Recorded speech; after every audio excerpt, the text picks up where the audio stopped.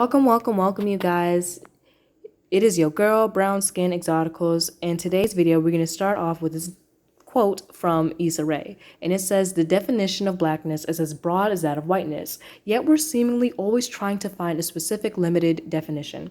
Now, as exoticals around the world, wherever you come from, I welcome all exoticals from everywhere, but we all can relate to having a group of dark-skinned black people feeling like they are the self-proclaimed keepers of the black race, and they can determine, and only they can determine, what is black and what is not. Now, I find this hypocritical and problematic because none of black people, regardless of where they're from, have a clear-cut definition of what it is to be black. And they do this because it allows the black community to push us exoticals, us mixed and light-skinned people, in and out of blackness as they see fit. They love to claim exotical talent and exotical accomplishments, but they love to pretend that we're, quote, not black enough to speak on the hypocrisies or the different issues in the black race.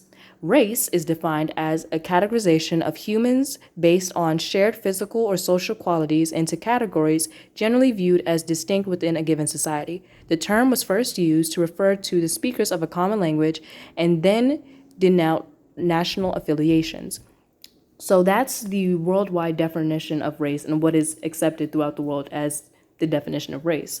And that's fine, but even the black community doesn't use this as race. And how we determine blackness varies based on what region of the world you're from.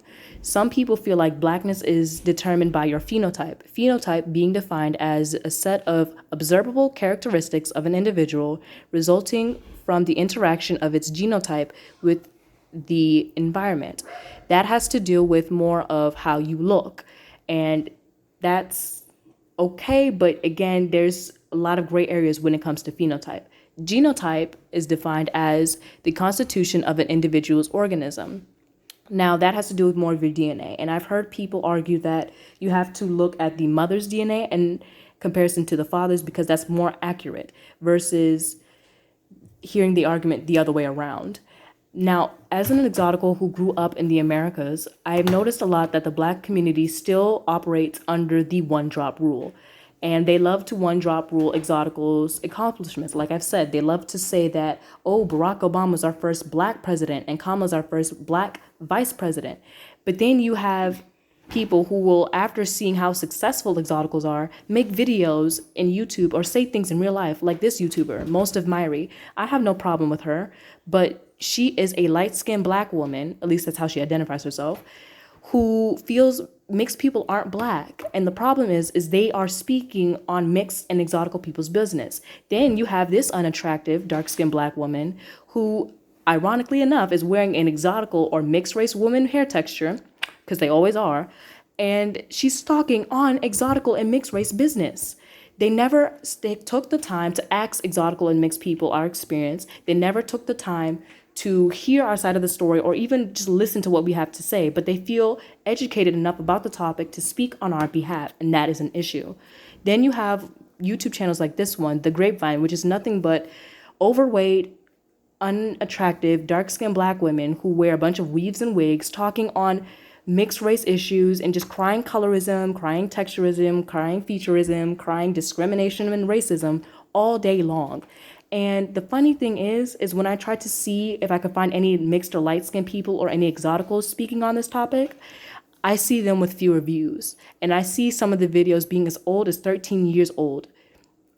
And that's the thing, is they never let us speak on this issue. Now, I'm not saying us exoticals have to determine what blackness is, but I'm saying we should be able to share how their inability to define blackness is affecting our mental as well as our overall health.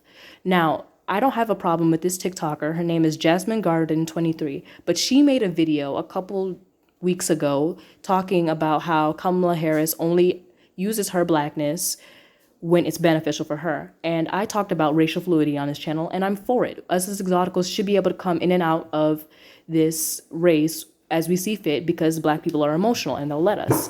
And it gets us our back, and that's all I care about. And then you have this person, Too Raw to Be Real, who reacted to her video. And then she, of course, like a dark-skinned black woman, cried victim. It's funny because at the beginning of Kamala running for office, they knew she was mixed race, light skinned, and a Caribbean woman, but they still said, oh, we're going to have a black vice president in office. And I have to call out the Black community for their double standards and their hypocrisy. When it was Barack Obama, they still call that man a Black man. Charlemagne the God, as I've mentioned in a previous video, said, oh no, Barack Obama is a Black man. That's a Black man in office. That's our Black president. Because most of the Black community, at least in America, is mainly women. And dark-skinned Black women are fine with mixed and light-skinned men because they see them as attractive. But they find us mixed and light-skinned women competition. So the definitions for Blackness, as well as it is to be what it means to be light-skinned, changes all the time. And Exoticals, I have to remind us that it's not our job to determine what Blackness is, but it's not our job also to rebuild a bond that we didn't break. We did not break the Black community, so it's not our job to determine what Blackness is. It's our job to level up and stay away from Blackistan in all shapes and form. Egg towel and save yourselves.